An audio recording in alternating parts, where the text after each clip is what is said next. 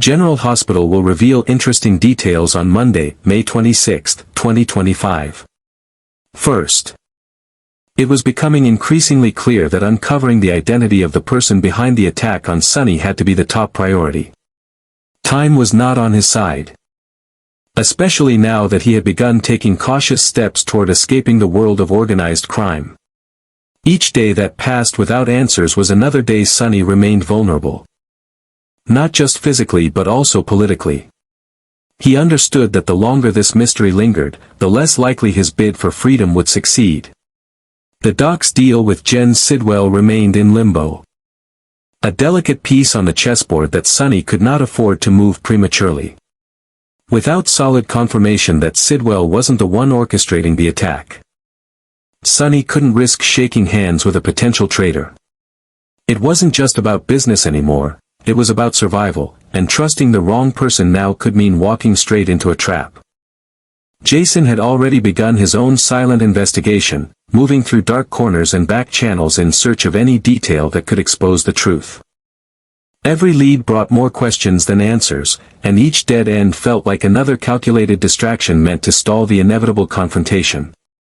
Yet Jason was relentless. Knowing that Sunny's life, and perhaps the fragile order they had tried to maintain, hung in the balance, Sidwell continued to present himself as an ally. Speaking the language of partnership and progress, offering lucrative benefits for Sunny's cooperation. But behind his polished exterior was a man whose reputation, when examined closely, shimmered with the cold glint of deceit. He had long thrived on manipulation, wielding power through silence, threats, and calculated violence. To those who knew better, Sidwell wasn't a businessman, he was a predator. As Jason delved deeper, he began to uncover whispers of other operations tied to Sidwell, offshore accounts, disappearances. Even a possible link to a failed assassination attempt in another city. The pattern was emerging, and though the evidence wasn't yet conclusive, it painted a chilling picture.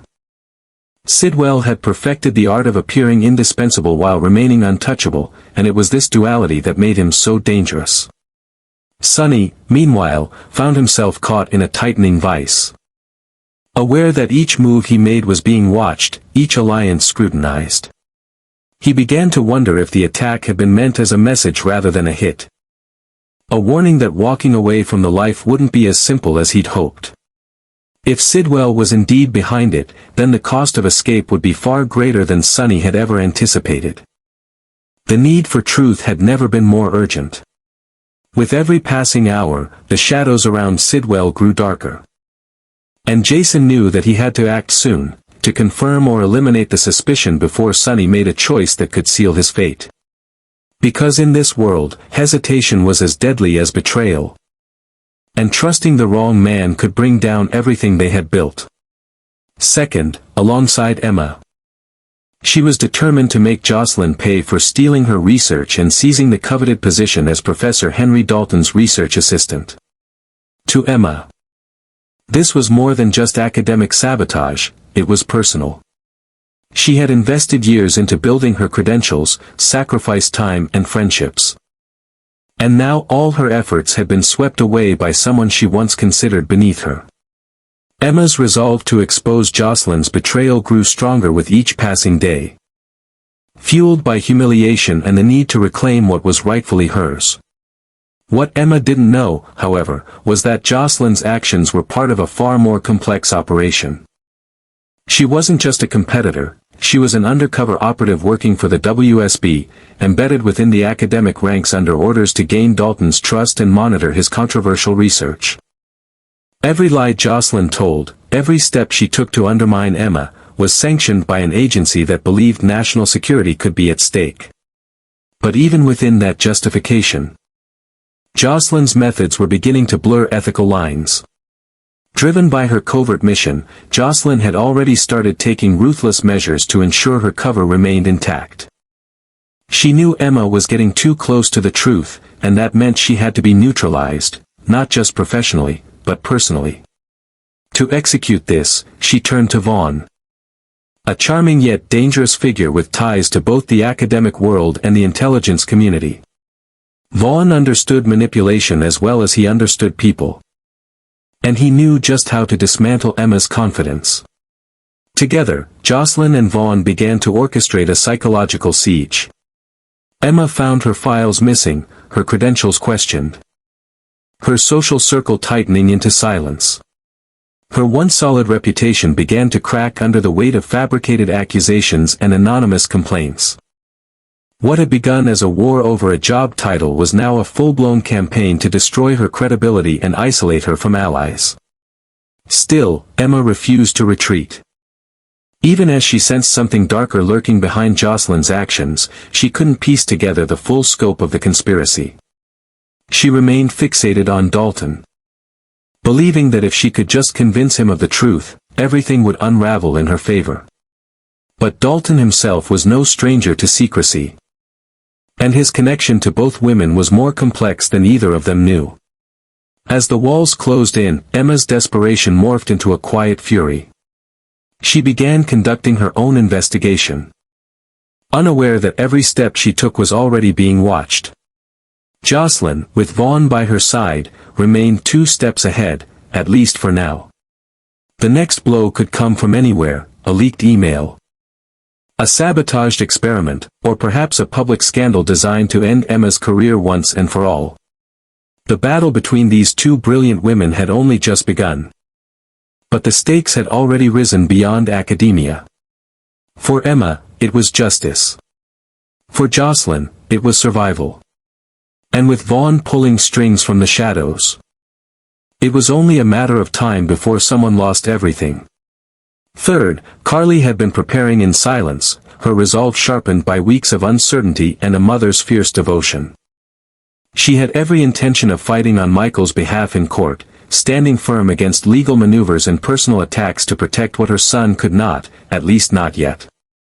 The courtroom was no place for weakness, and Carly knew that the stakes were higher than anyone outside the Corinthos circle could possibly imagine. Her strategy was simple. Shield Michael from further damage and handle everything until he was strong enough to face it himself. But there was always the possibility that Michael might learn what was truly happening back home, the whispered depositions, the unexpected subpoenas. The shifting narrative that painted him in a less than sympathetic light. If he discovered how far things had spiraled, how precariously his future now dangled in the hands of courtroom theatrics, he might not stay away. In fact, he might abandon his treatment in Germany altogether to return and reclaim control of the situation, no matter the cost to his recovery. Such a return could mark the first dramatic appearance of the new Michael, signaling not just a casting change but a transformation in character.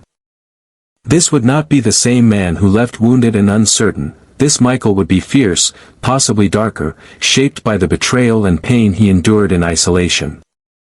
It would be a pivotal moment, a grand, unexpected entrance that could alter the course of the trial and shift the emotional power dynamics in an instant. Though his recovery still required time.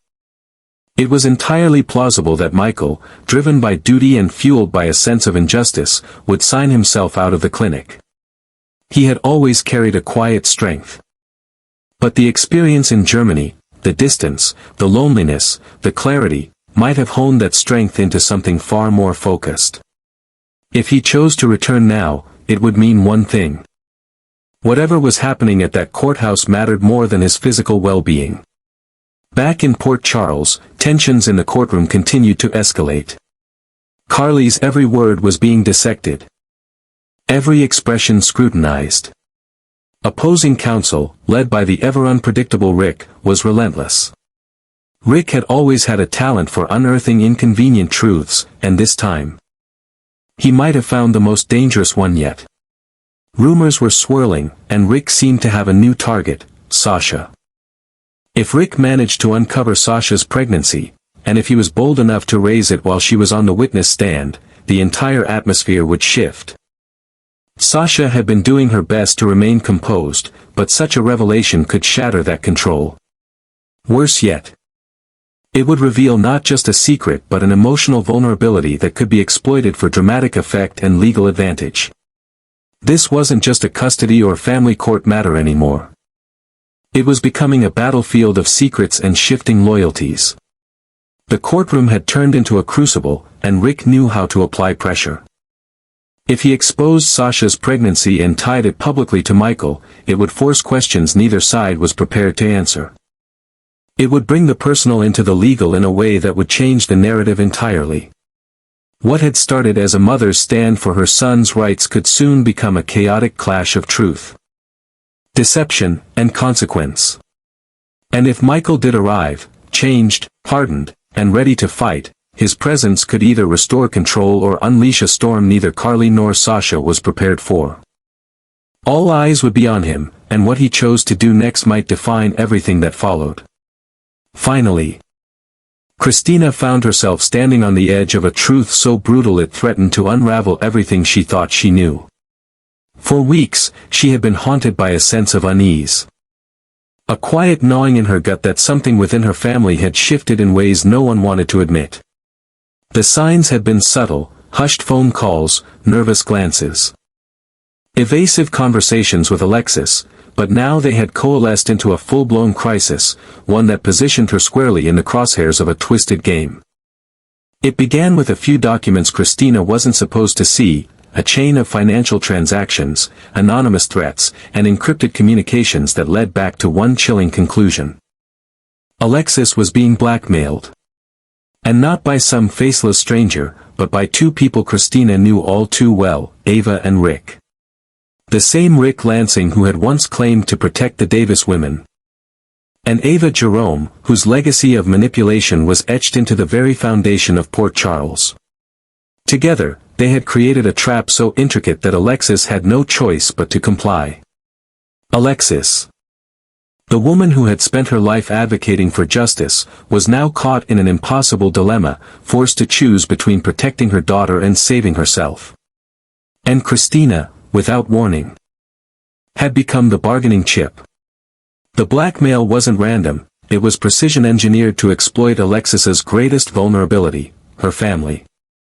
If Alexis failed to obey every demand placed upon her, it would be Christina who paid the price, not in reputation, but in prison time. What made the situation unbearable was that Christina hadn't done anything to deserve this. The fabricated evidence tied to her name was convincing enough to warrant an arrest. A minor incident from her past, buried and long forgotten, had been distorted into a weapon of legal destruction. Ava and Rick didn't need truth, they only needed optics, and they had them in spades. Alexis's silence was the only thing keeping Christina out of handcuffs. Christina's first reaction was fury, not just at Ava and Rick, but at Alexis for keeping her in the dark. But as the rage settled, something deeper emerged: fear. A cold, paralyzing fear that no matter what she did next, someone was going to get hurt. Her instinct was to fight back, to storm into the mess and demand justice. But one wrong move could trigger a cascade of consequences that would destroy what little remained of her family's stability. Meanwhile, Ava and Rick continued playing their parts with eerie precision. Ava feigned compassion, while Rick posed as a legal savior in public, all the while tightening the noose behind closed doors. They had anticipated every defense Alexis might try. And their grip on the situation was suffocating. Even as Christina began to plan her own counterattack, she knew that anything less than perfection would only deepen the trap. But Christina wasn't a child anymore. She had been underestimated before, and this time, she wouldn't wait for someone else to save her. With the knowledge she now possessed, she began piecing together her own strategy, not just to clear her name, but to expose the entire blackmail operation. She started gathering allies quietly, searching for cracks in the conspiracy that could be pried open. She knew Rick's arrogance would eventually betray him, and Ava's emotional instability might lead to a fatal misstep. Still, the clock was ticking. Alexis could only play along for so long before the demands escalated to something irreversible. Christina understood that if she didn't act soon, Ava and Rick might decide to make an example out of her, forcing Alexis into submission by putting Christina behind bars. And if that happened, no legal maneuvering would be enough to undo the damage. The weight of the situation bore down on Christina's shoulders, but it also forged a new kind of determination within her. She wouldn't be a victim, and she refused to be a pawn. Whatever came next, she would be ready to face it, even if it meant going to court, confronting Rick publicly, and dragging Ava's name through every inch of scandal she could uncover. This time, she would be the one setting the rules. In the end, Christina knew that her survival, and Alexis's redemption, depended on one thing: exposing the truth before the truth destroyed them. She had no illusions that it would be easy, but if she had to burn everything down to build something honest in its place, then so be it. Because this wasn't just about one scandal or one betrayal. It was about reclaiming her agency, her family's integrity, and her future, no matter the cost.